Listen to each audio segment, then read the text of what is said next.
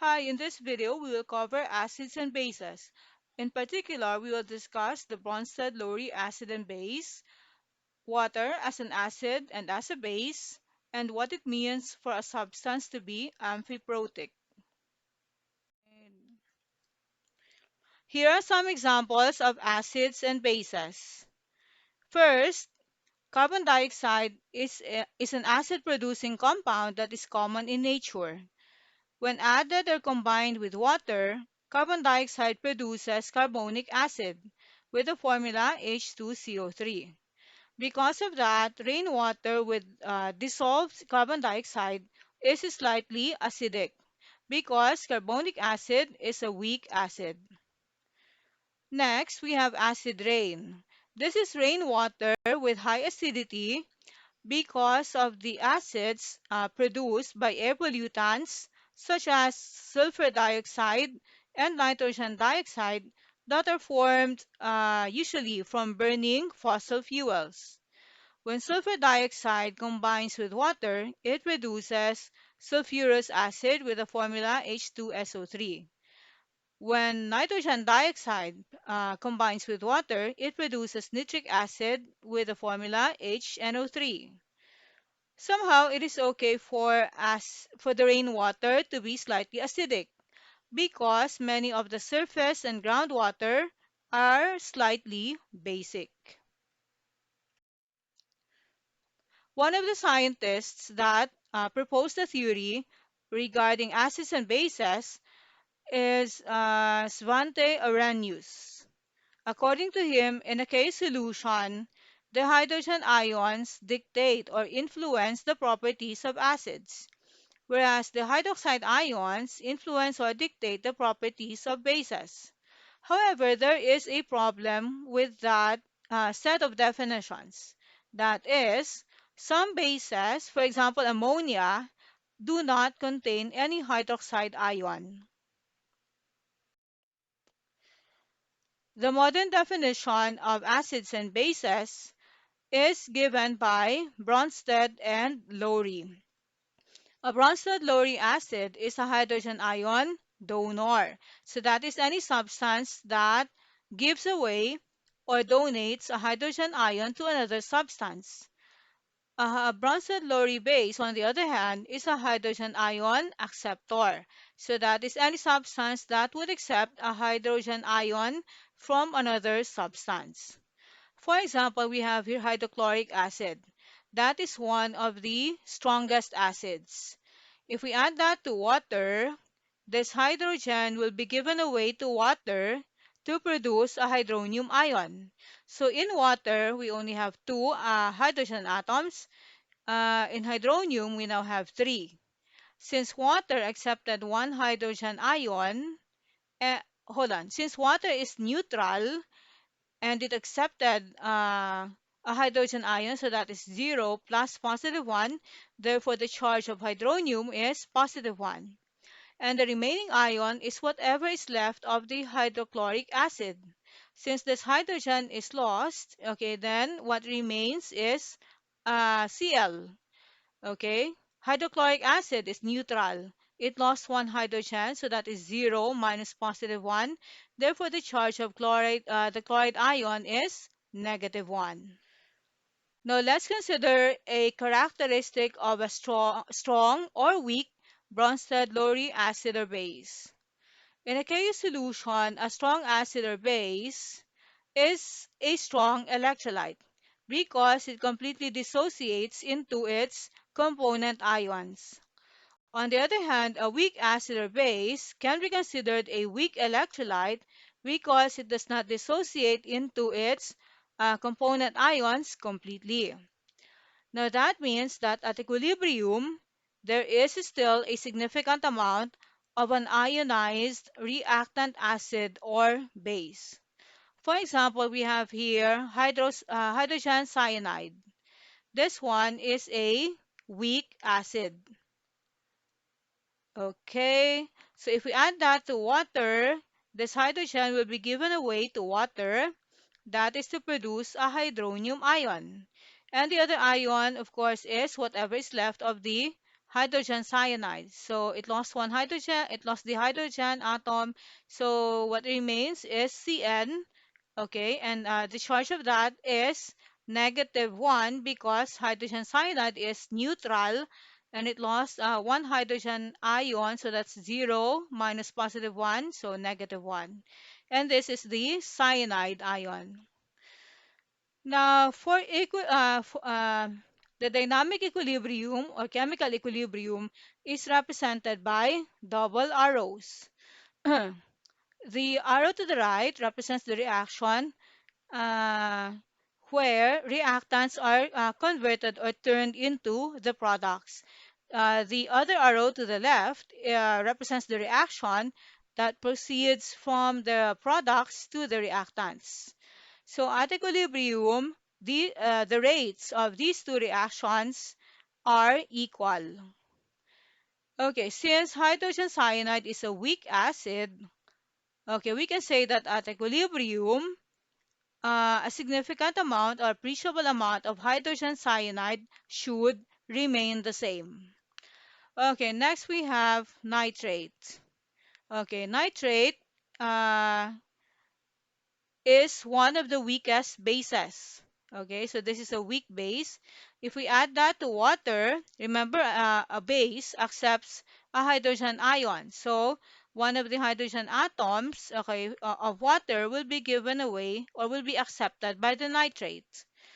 Okay, so that is to produce, so let's add one hydrogen to NO3. So we now have HNO3, that is nitric acid. Okay, nitrate has a charge of -1, but it accepted a hydrogen ion, so that's -1 plus +1. Therefore, the nitric acid is neutral.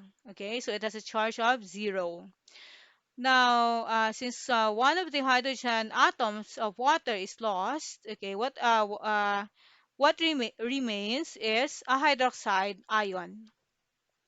Okay, again, if we have here dynamic equilibrium, okay, since nitrate is a weak base, okay, we can say that at equilibrium, a significant amount of the nitrate should remain. Okay, in these exercises, we have to identify whether each substance is an acid or a base, based on the Bronsted Lowry definition. Okay, first we have HNO3. I believe we encountered this before. Okay, so this one has, okay, a hydrogen atom or ion that can be given away to another substance. So this is an acid. In fact, this is the nitric acid. Okay, next we have here methylamine. Okay, the NH2 group is what we call amine. One thing that we have to remember about amine is that the nitrogen atom has at least one uh, lone or unpaired electron pairs. Okay, and that lone pair of electrons has the tendency to accept a hydrogen ion. Therefore, it is a hydrogen ion acceptor. So methylamine is a base. Okay, next, iodide. Okay, obviously it doesn't have any hydrogen ion or atom to give away, so it cannot be an acid. Therefore, it is a base. Next, we have, okay, CH3COOH. This COOH group is what we call the carboxylic carboxylic acid group. Okay? And in this group, this hydrogen ion or atom can be given away to another substance. So it is a hydrogen ion donor. Therefore, this is an acid. In fact, this substance is the acetic acid. Okay, next we have NH4 plus. Okay, so the positive one charge suggests that this substance has an excess hydrogen atom or ion, and that excess hydrogen can be given away to another substance. Therefore, this is an acid. Okay, so this substance, by the way, is ammonium. Based on the reactions that we have considered so far, we can say that as water can actually be an acid or a base. Water acts as a base when an acid is added to it, and water acts as an acid when a base is added to it. For example, we have Ha. Let's say that represents any acid in general. So this is an acid. If we add that to water, okay, the water should act as a base. Okay, so since this is an acid, okay, this hydrogen will be given to water to produce a hydronium ion. And the other ion is whatever is left of the original acid. So that is A. Since the original acid is neutral and it lost one hydrogen, so you have 0 minus positive 1. Therefore, the charge of A is negative 1. Now, let's say capital B represents any base in general. If we add that to water, the water will act as an acid. Okay, so since a base has the tendency to accept a hydrogen ion, one of these hydrogen atoms of water will be accepted by the base to produce B plus H. Okay, and since the base is originally neutral, since the base is neutral and it accepted a hydrogen ion, so the charge is now 0 plus positive 1, so that is positive 1. And the other ion is whatever is left of water. Since water lost one hydrogen ion, the remaining substance is hydroxide ion. Because of this, okay, we can say that water is amphiprotic. So a substance is amphiprotic uh, when it has the when it can donate or accept a hydrogen ion. In these exercises, we have to complete the chemical equation for the reaction of acid or base with water. First, we have hydrobromic acid. Okay, so this is an acid. Therefore, this hydrogen will be given away to water. That is to produce a hydronium ion. And the remainder of the acid is Br.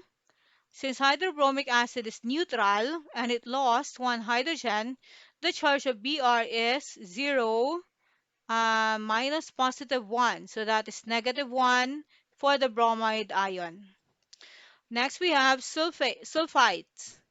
Okay, obviously, this doesn't have any hydrogen ion or atom to give away, so this is a base. Okay, and that will tend to accept one hydrogen from water. Okay, that is to produce H, so let's add H to SO3. Since sulfite has a charge of negative 2, and it accepted one hydrogen ion, so the charge for HSO3 is negative 2 plus positive 1, so that is negative. Okay, and the remainder of water is a hydroxide ion. Next, we have acetic acid. So this is an acid where COOH is a carboxylic acid group. And in this group, the hydrogen atom will be given away to water.